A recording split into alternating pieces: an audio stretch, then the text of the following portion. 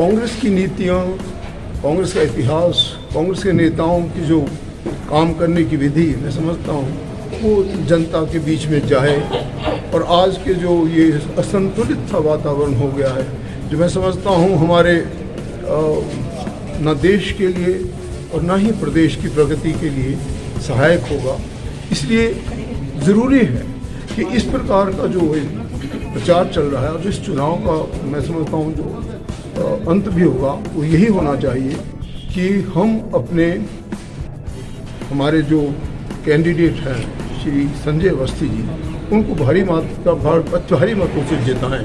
और उसके लिए ये जो प्रयास आप देख रहे हैं, आज तीसरा चौथा मौका मैं देख रहा हूँ जिसमें लोगों का उत्साह और अपनी जो लोकतांत्रिक प्रक्रिया को आगे ले जाने की जो नीति है और जो भावना है लोगों की, वो सचमुच में प्रशंसनीय है। और मुझे अच्छा लगता है कि जब हम लोकतंत्र को मजबूत बनाते हैं तो इस प्रकार का जो जैसे आज के दिन आप देख रहे हैं माहौल, ये बहुत सहायक सिद्ध होगा।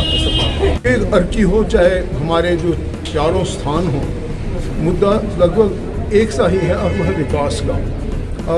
अर्की एक ऐसा क्षेत्र है जो हमारे मैं समझता हूँ महानायक और एक हिमालय की तरह जो राजनीति में जिनका स्थान था, स्वर्गीय राजा वीर भद्र सिंह जी का, उनका कर्म क्षेत्र रहा है।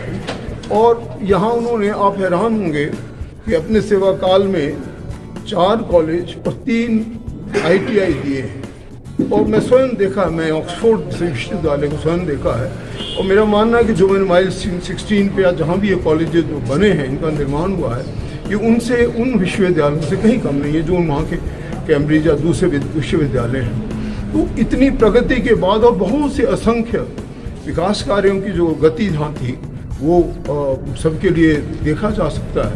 आज तो केवल बड़ी कोई घोषणाएं होती हैं और ज़मीन पर उतरने देखते देखते वो घोषणाएं रह जाती हैं, परंतु वास्तव में काम बड़ा कम होता है।